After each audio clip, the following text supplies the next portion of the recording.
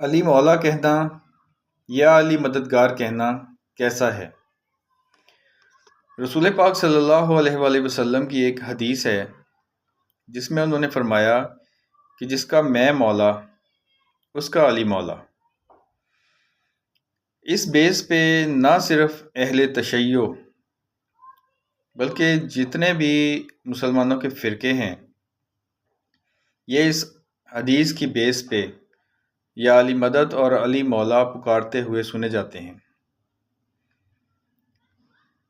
تو اس کے مقابل ایک اللہ تعالیٰ کی آیت ہے جس میں یہ سورہ آل عمران کی 150 نمبر آیت ہے، بل اللہ مولاکم وہو خیر الناصرین، بلکہ اللہ ہی تم سب کا مولا ہے اور وہی بہترین مددگار ہے۔ تو اللہ تعالیٰ اپنی آیتوں میں فرماتا ہے کہ جو میری آیتوں سے انکار کرتے ہیں، جو میری آیتوں کو جھٹلاتے ہیں، وہی تو کافر ہیں۔ تو ہم اپنی پہچان اسی سے کر سکتے ہیں کہ ہم اللہ تعالیٰ کی آیت کو اگر شعور ہوتے ہوئے یا اپنی لا علمی میں جھٹلا رہے ہیں تو ہم اپنی پہچان کر لیں۔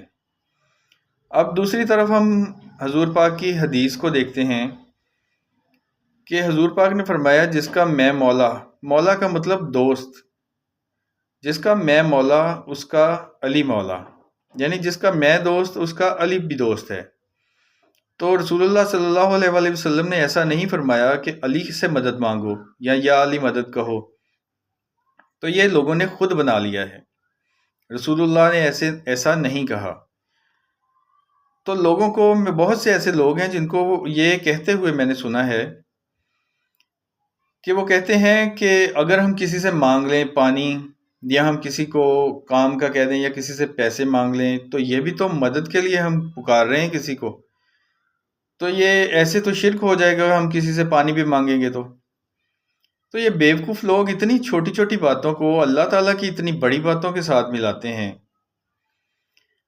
مجھے آپ یہ بتائیں کہ کیا اللہ کے علاوہ آپ کو کوئی رزق دے سکتا ہے؟ رزق دینے والی ذات تو اللہ کی ہے نا۔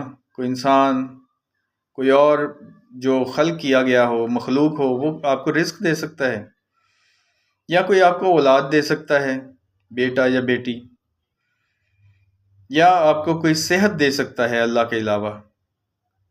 تو جب یہ چیزیں آپ کسی سے مانگیں گے، اس چیز کے لیے درخواست کسی اور سے کریں گے اللہ کے علاوہ، تو بلا شبہ میں کہوں گا کہ آپ شرک کر رہے ہیں۔ تو ناظرین، شرک سے ہم نے بچنا ہے اور اپنا مواخذہ کریں کہ آپ کہاں کھڑے ہیں اور آپ اپنی پہچان کریں کہ آپ کون ہیں۔ آپ اللہ تعالیٰ کی آیتوں کے ساتھ کھڑے ہیں یا کہ اس کے خلاف کھڑے ہیں۔ جزاک اللہ۔